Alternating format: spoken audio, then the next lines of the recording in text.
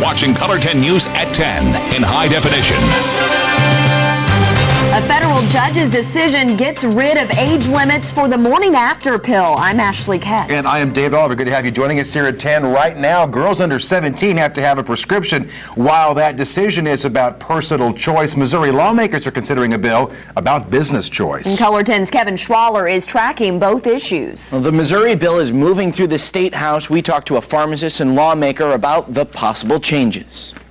It is something that people are divided on. Even at Family Pharmacy, this location stocks Plan B. Not all 26 locations do. I let each of my stores decide on their own. And truthfully, we have about half and half. Founder of Family Pharmacy and Missouri Representative Lynn Morris has questions about the federal ruling. You're talking about someone that's 12, 13, 14, 15, 16 years of age, and now they can do that without talking it over with their parents, talking it over with Planned Parenthood, talking it over without talking to their minister, friends. White House Press Secretary Jay Carney says the Justice Department will review the judge's decision, and the president supports the original decision to require prescriptions for girls younger than 17. Believes it was the right common sense approach to this issue. Planned Parenthood supports the judge's ruling. This is an alignment of good policy, good science, and just good sense. And a bill in Missouri aims to protect the ability of pharmacies to choose what they want to stock. The Senate already passed the measure. The bill's sponsor calls it preventative and a freedom of business bill. Businesses can already choose what to stock. The Missouri bill aims to make sure that holds true in places like this. The U.S. District Judge gave the Food and Drug Administration 30 days to comply with the ruling. Kevin Schwaller tonight. Thanks. Arkansas appears closer tonight to a health care expansion plan. Today, the state Senate approved legislation that would allow more than 250,000 uninsured Arkansans to obtain health coverage. This proposal now goes to the House. The bill has some stipulations that protect Arkansas if any terms of the federal health care expansion change. Another vote is required to fund health care expansion. The Branson Airport gets a 1-month reprieve from the Federal Aviation Administration. That agency announced today that it will delay the closure of the Branson Tower and 148 others until June 15th. Previously, the Branson Tower was set to close May 5th. This is part of forced federal budget cuts known as sequestration. The FAA has to cut $630 million. Jamie Warner is watching warmer air that will cover the Ozarks tomorrow, Jamie. Yeah, we got a nice sampling of that today with temperatures which topped out near 70 in Springfield. Take a look at the trends from the beginning of the month. You know, it's been cold so far. Today was the first warm day for the month of April. Temperatures before today actually averaging well below normal, especially on Tuesday. We had a high of only 41. Average high this time of the year, 64. We managed to hit 69 this afternoon, the warmest temperature since the middle of March. In some areas did hit 70. Joplin, Clinton, Lake Ozark, Camdenton, Fort Leonard Wood, West Plains, as well as Mountain Home, all hitting 70 this afternoon. A little bit of high cloudiness started to roll in toward the evening hours. Those high clouds are starting to thicken up now, and it looks like that will help to keep temperatures from dropping all that much overnight tonight. Currently in the upper 50s, and I think with winds increasing, it's going to be hard to get temperatures down below the 50-degree mark. So a relatively mild start to your Saturday, although mostly cloudy. But I think as we get into the afternoon, more and more sun will develop. Winds will be gusty out of the southwest, and it will be warm with highs in the low 70s. New at 10 tonight, a memorial service in Missouri honored the recently murdered head of Colorado's Department of Corrections. Here's part of the procession for Tom Clements. You may recall in our previous reporting, he worked in Missouri for 30 years and lived in Columbia. Now, Clements was shot and killed last month when he answered the door of his home in Monument, Colorado.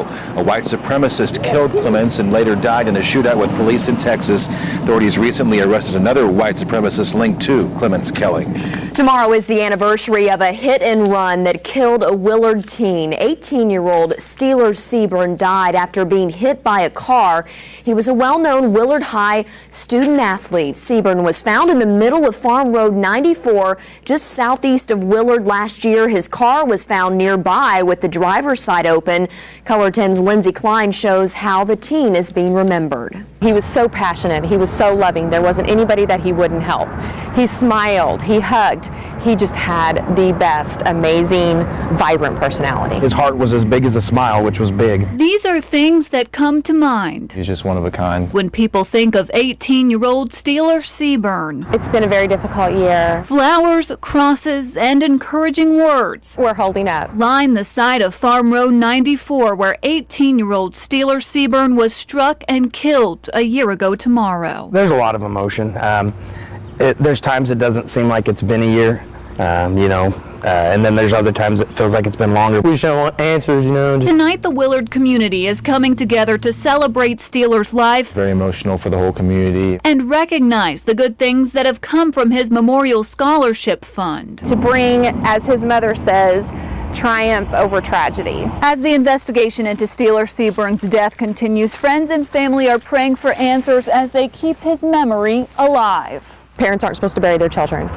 That's something that you always are going to deal with every day, and that we deal with every day as a family. We know somebody's out there that has information. And while the year has been a tough one for family and friends of Steeler, we are reminded every morning and every night when we go to bed, when we say our prayers, that, like I said, maybe tomorrow will be the day that we'll have some answers. They remain hopeful that the mystery of who's responsible will eventually be solved. We'll never lose hope, ever. We will wake up every day hoping today's the day. I'm just hoping that, somebody will feel it in their heart to come forward. There were pink Chinese lanterns at tonight's remembrance because people often joked with Seaburn about the fact that he wasn't afraid to wear that color. A passenger of a car that crashed into this apartment has died. Yesterday, Color 10 reported that crash near Primrose and Glenstone in Springfield. Police identified the victim as 64-year-old Molly Poindexter of Forsyth. Police say the 72-year-old driver was going fast as she crossed the Target parking lot, then crashed into the apartment. A person was inside but was not hurt seriously. That driver is in stable condition. You can no longer have pictures taken at 3 Portrait Studios in Springfield. St. Louis-based CPI Corporation has suddenly closed more than 2,000 stores across the country, including 2 Picture Me studios at Springfield Walmart stores and 1 at the Battlefield Mall Sears store. Now, if you've had a recent session there, Picture Me customers can order products online through April 18th. Sears customers, though, should contact the store manager there where their pictures were snapped. For more information, click on this story right now at ozarksfirst.com. And across the country, hiring dropped last month. According to the Labor Department, 88,000 new jobs were added in March. The unemployment rate is 7.6%. That's a slight drop. Analysts say the decrease could be attributed to more people who've just given up trying to find a job. More than 11.5 million Americans are currently unemployed. 43 signatures. That's what a group opposed to a new Walmart neighborhood market in Springfield needs for its petition to move forward. If those signatures are gathered, the city council must either repeal the recent zoning approval for Walmart or send a proposal to voters. Walmart wants to put the store at the corner of Campbell and Grand, but many people in the community are opposed because of traffic concerns and potential impact on other downtown businesses. The petition organizers have 10 days to get the signatures. An organization that works with local churches is now about to add 25 new homes to help impoverished families in Nicaragua. The Rainbow Network raised this money to build concrete structures that offer protection from the 6 months of rain there those families deal with in that country every year.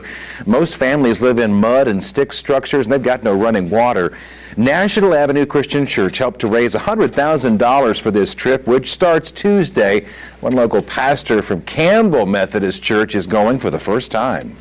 We have to get away from the regular routine that our lives get so quickly into and see that there's literally a whole other world. And it really does put in perspective the world in which we live every day when we get out of ourselves. Over the years, the Rainbow Network has built 757 cement block houses and still operates feeding centers there in Nicaragua. New at 10. My grandson just mesmerized by all the bikes and the tricks. The First Baptist Church parking lot in Springfield was transformed into a BMX stunt show tonight. Riders showed off their skills on motorcycles and bikes. It was all to kick off a new series of events for youth called Friday to Be Downtown. FTDB is a partnership of a half a dozen community organizations, including the Springfield Greene County Park Board.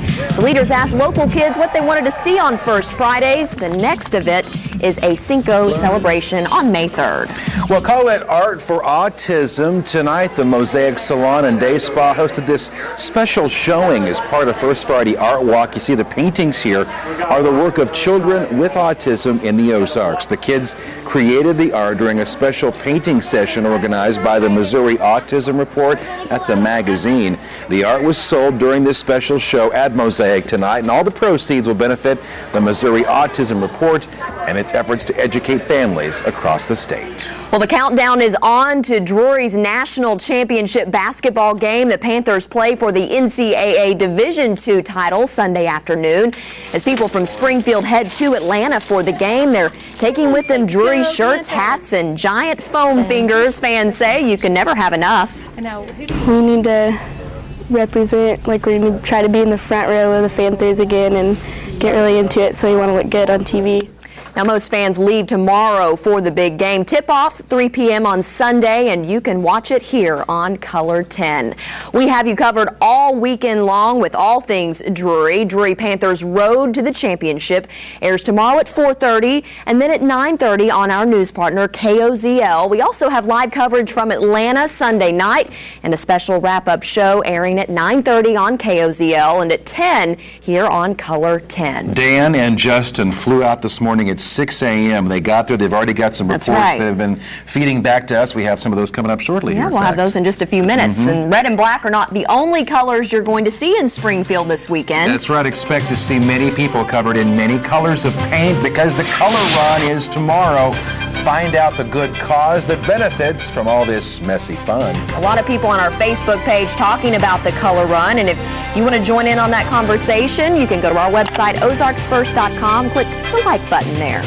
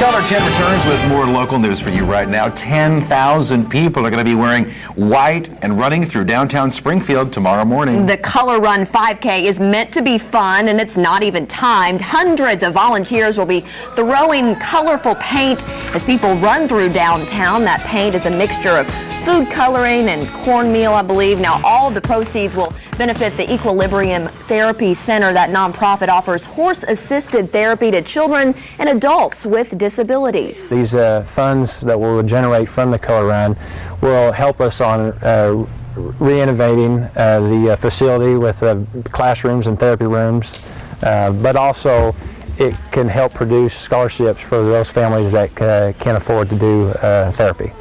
The Equilibrium Therapy Center plans to bring the Color Run to town every year from now on. It's not too late to register either. You can find more information on ozarksfirst.com. Also tomorrow, we invite you to check out the Spring Ag and Urban Fest. The event is happening over at the Ozark Empire Fairgrounds. It's a showcase of sorts for livestock, farming equipment, as well as hunting and fishing gear. Color 10's a proud sponsor. I'm going to be out there tomorrow, maybe even catch a fish right there. You never know.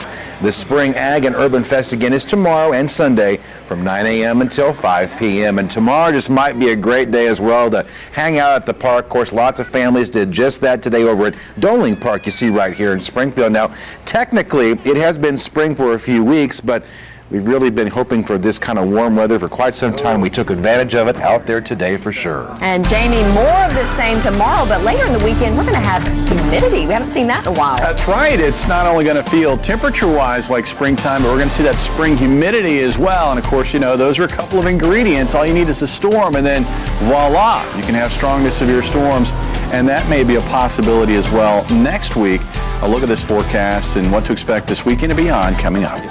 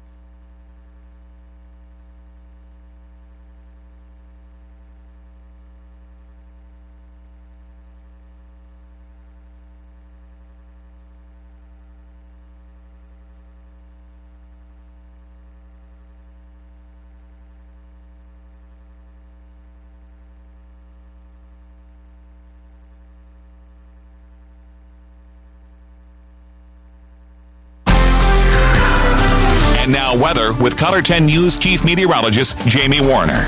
All right, outside right now kind of has a feel of springtime. The one thing, as Ashley said, we're missing is that humidity, and that'll come later on this weekend. Outside currently, though, 59 degrees. Winds are starting to pick up now out of the south-southeast at 12 miles per hour. You can see temperatures area-wide, generally in the upper 50s, are not going to drop very quickly tonight or very far.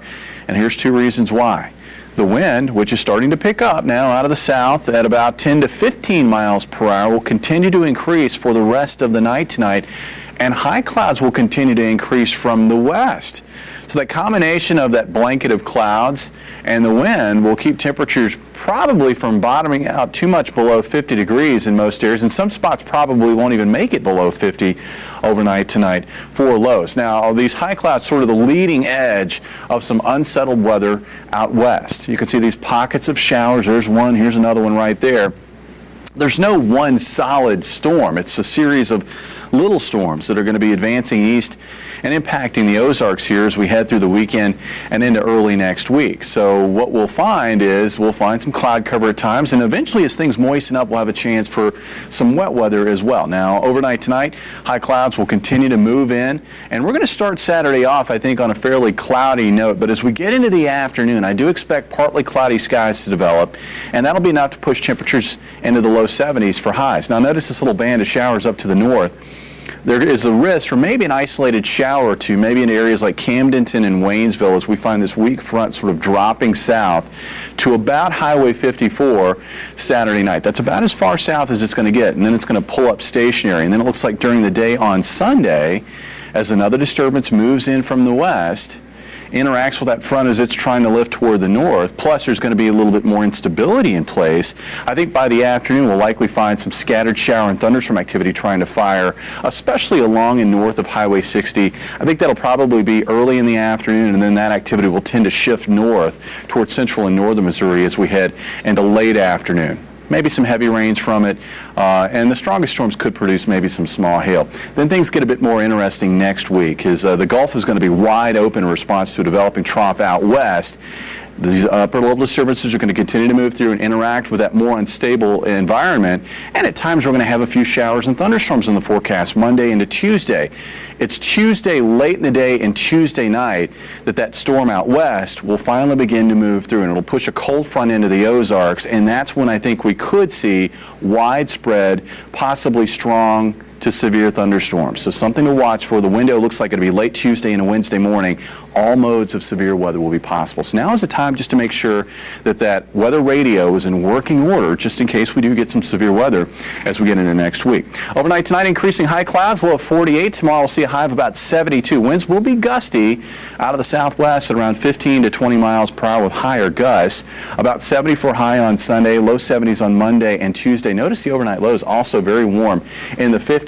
After the storm on Tuesday, we'll find the showers moving out on Wednesday, and cooler temperatures too, with highs in the upper 50s to around 60 on Thursday, and then beginning to creep back into the low 60s by Friday of next week. That's going to feel pretty nice. Lows almost near 60 degrees. Well, after the cold winter that we have seen, or at least the latter portion of the winter and the early portion of the spring, yeah, this little stretch of warmer weather is going to feel good. Bring it on. Yep. Thanks, Jamie. A lot of fun. I mean, getting escorted by the police everywhere you go. I mean, we're not used to that treatment at all. The Drury Panthers are now in Atlanta for the Division II National Championship. So is the Color 10 sports crew to show the perks of championship finalists.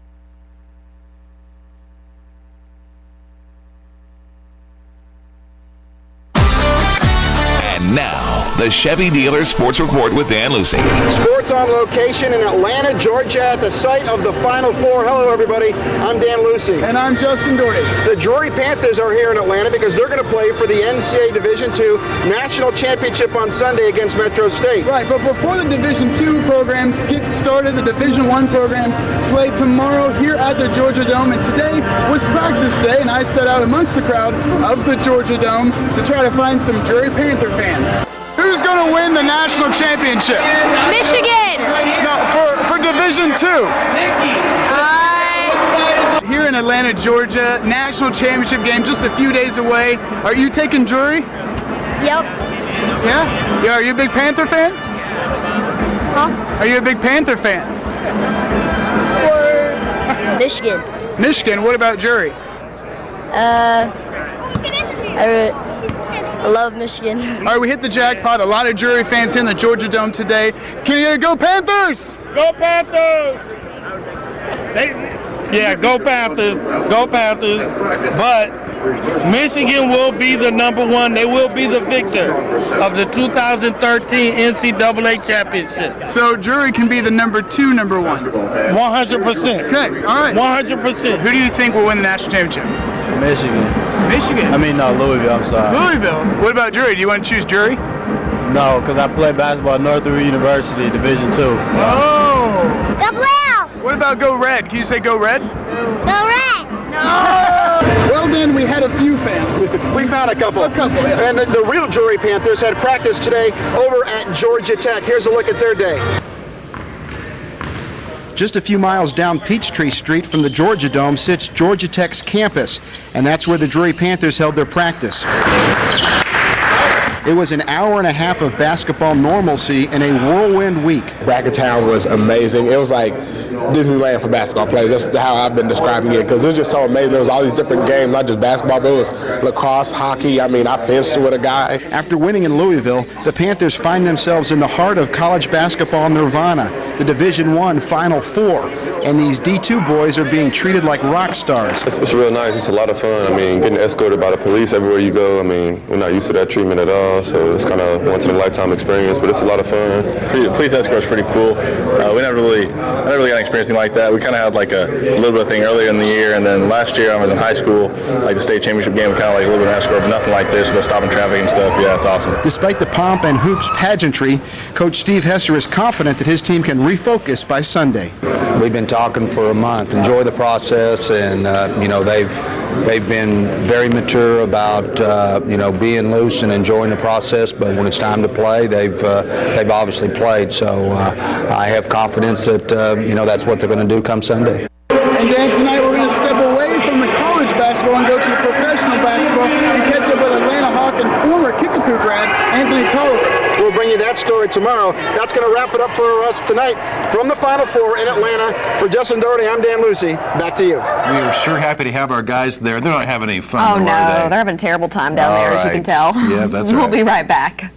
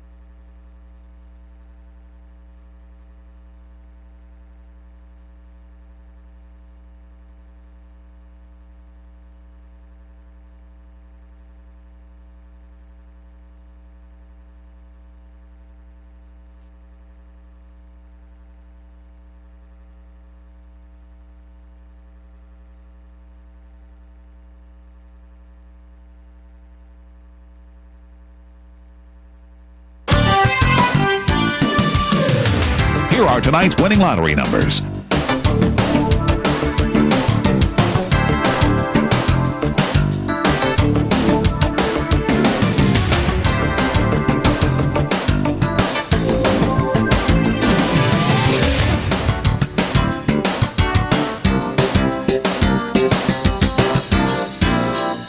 Caller 10 News will continue in a moment.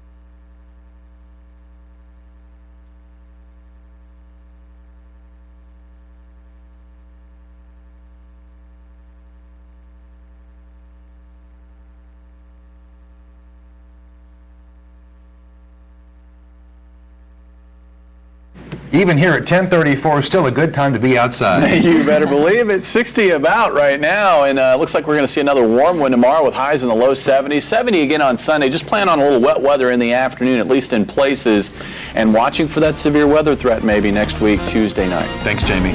Thank you for joining us tonight. Have a great weekend. See you Monday.